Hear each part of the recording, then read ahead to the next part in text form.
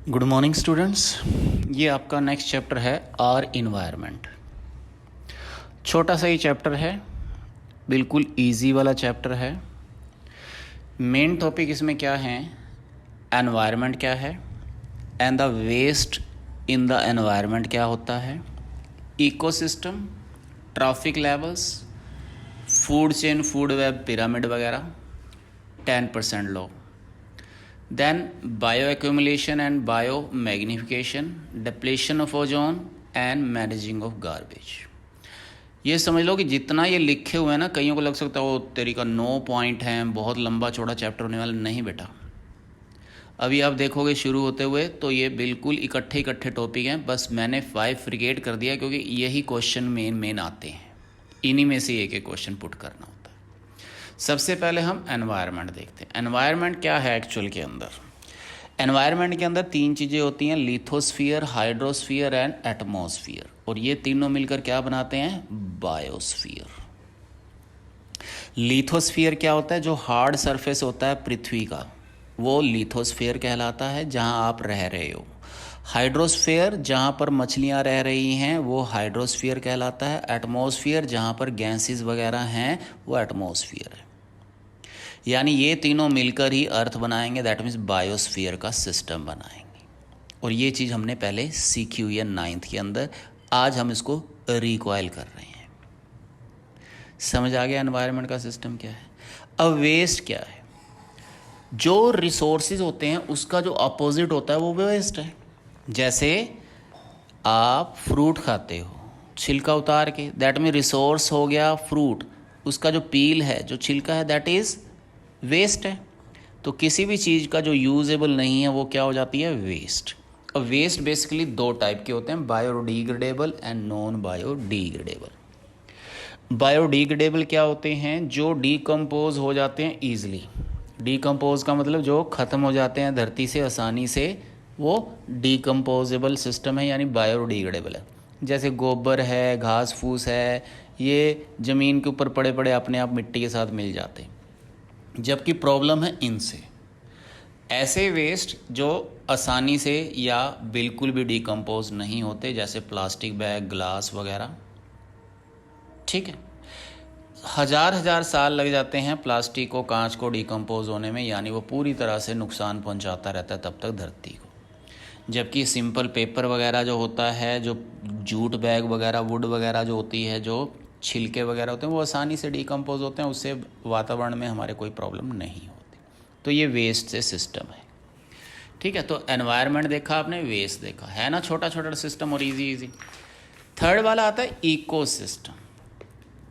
Ecosystem simply learn करने का method ये है कि इसमें ये याद रखो कि जिसके अंदर लिविंग और नॉन लिविंग चीज़ें मिलती हैं वो है इकोसिस्टम, यानी जिंदा चीज़ें और जो जिंदा नहीं है, पर दोनों आपस में इंटरलिंक हैं। ऐसा नहीं है कि हम इसके ऊपर डिपेंडेंट नहीं हैं। जैसे मान लो ऑक्सीजन है, नाइट्रोजन है, नॉन लिविंग चीज़ है। धूप है, छाया है, नॉन लिविंग चीज़ है, पर हमारी ज़िंदगी के लिए बहुत ज़रूरी है। समझ आई बात? तो इकोसिस्टम क्या होता है? ये इंटरकनेक्शन है between biotic and abiotic component का। The plant, animal, microorganism and the human interact with other, that means temperature, wind, sun, water.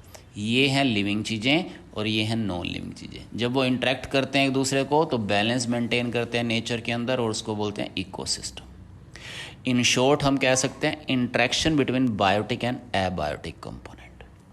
मतलब बायोटिक कंपोनेंट और एबायोटिक कंपोनेंट का जो आपस में कनेक्शन होता है वो कहलाता है इकोसिस्टम।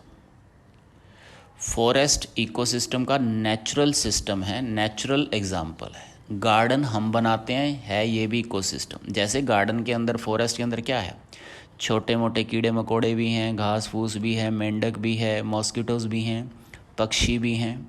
ठीक है, हवा भी है, पानी भी है, ऑक्सीजन भी है, नाइट्रोजन भी है, कार्बन भी है। ये सारा चीज़ हम बनाया है, तो वो गार्डन आर्टिफिशियल इकोसिस्टम में आता है।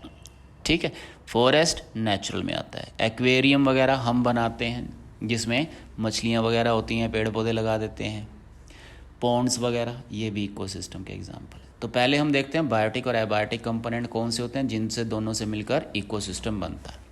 बायोटिक यानी लिविंग थिंग्स, जैसे पेड़ पौधे, माइक्रो आप ये बायोटिक कंपोनेंट पे। एबायोटिक यानी नॉन लिविंग थिंग्स, जिसके अंदर टेम्परेचर, प्रेशर वगैरह होता है। तो इकोसिस्टम जैसा अभी आपको ऊपर बताया कि नेचुरल और आर्टिफिशियली दो टाइप का होता है। नेचुरल के अंदर फॉरेस्ट वगैरह आते हैं, पॉन्ड्स वगैरह आता है, जबकि आर्टिफिशियल जो हम बनाते हैं गार्डन या एक्वेरियम वगैरह। क्लियर हो गया तीसरा भी। अब आते हैं ट्रॉफिक लेवल। ट्रॉफिक लेवल्स क्या होते हैं? देखो बच्चों, सन से जो लाइट आती है उसका सिर्फ 1% ही यूज़ कर पाते हैं पेड़ पौधे। इतनी ज़्यादा लाइट आती है, 1% ही सिर्फ ये यूटिलाइज़ कर पाएंगे। अब ये प्लांट से जो यूटिलाइजेशन होती है उसको सबसे पहले प्लांट से कौन खाता है? ग्रीन प्लांट, जिसको बोलते हैं प्रोड्यूसर्स। प्रोड्यूसर्स के बाद उसे खाते हैं कंज्यूमर्स। कंज्यूमर यहाँ 3 तरह के होते सॉरी कंज्यूमर यहाँ 3 तरह के होते हैं, हार्बीवर्स, कार्निवर्स एंड ऑमनिवर्स। इनसे खाने वाली चीज़ आगे डीकम्पोजर्स पे जाती है। ये डीकम्पोजर्स क्या होते हैं? जो खा जाते हैं प्लांट और एनिमल्स के डेड रिमेन्स को, मेनली जो हर चीज़ को ख़त्म कर जाते हैं। जैसे आपने देखा होगा सड़क पर पड़े पड़े किसी चीज़ की डेड बॉडी वगैरह जंगल में पड़े पड़े अपने आप ही ख़त्म हो जाती है, वो डीकम्पोजर्स ही उसको यूज़ करते हैं। वो डीकम्पोजर ही होते हैं जो इनको ख़त्म करते हैं। तो ये बहुत इंपॉर्टेंट रोल प्ले करता है, क्योंकि यहाँ से डीकम्पोजर जो उस चीज़ को ख़त्म कर देते हैं वो फिर मिट्टी से मिल जाती है, और मिट्टी में मिलने के बाद फिर वो प्लांट के पास चली जाती है। अब ट्रॉफिक लेवल सिस्टम के अंदर हम ये देखते हैं कि खाने की चीज़ एक से दूसरे में ट्रांसफ़र होनी है, दूसरे से तीसरे में, इसी तरह से वो आगे ट्रांसफ़र होती है। तो सबसे पहले हम देखते हैं कि प्रोड्यूसर्स क्या होता है। जो अपना खाना खुद बनाते हैं फोटोसिंथेसिस की हेल्प से, वो प्रोड्यूसर्स होते हैं। कंज्यूमर्स क्या होते हैं? जो इनके ऊपर डिपेंड करेंगे। 3 तरह के होते हैं consumers, herbivores, carnivores and omnivores.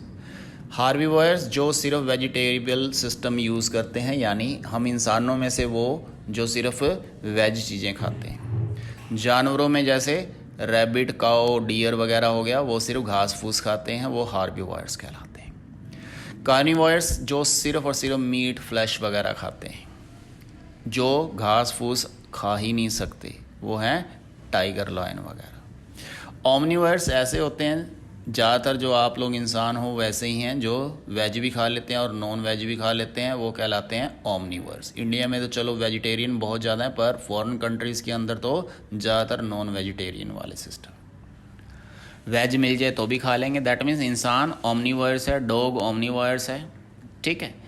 तो ये कंज्यूमर की कैटेगरी आती है। और तीसरा जैसा बताया डीकम्पोजर्स, ये माइक्रो ऑर्गेनिजम्स हैं।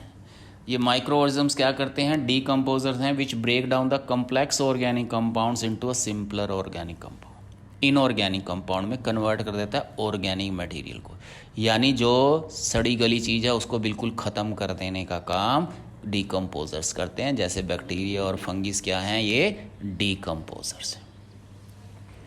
ये ट्रॉपिक लेवल का पिरामिड सिस्टम होता है। ये पिरामिड सिस्टम ट्रॉपिक लेवल के अंदर हम नेक्स्ट टाइम करवाएंगे फूड चेन के साथ। अभी के लिए इतना ही है। और जो आपका अब ट्यूसडे को टेस्ट होगा वो होगा how do organism reproduce. Revision है एक किस्म की, जो आपने भेजनी होती है मुझे 11 से 12 के बीच में, ठीक है। और आज आपका जैसा बोला हुआ था मेटल एंड नॉन मेटल के लिए आपको भेजा जाएगा, ठीक है। उसका भी आंसर आप 11 to 12 में सेंड कर दें। That is all for the day. Thank you.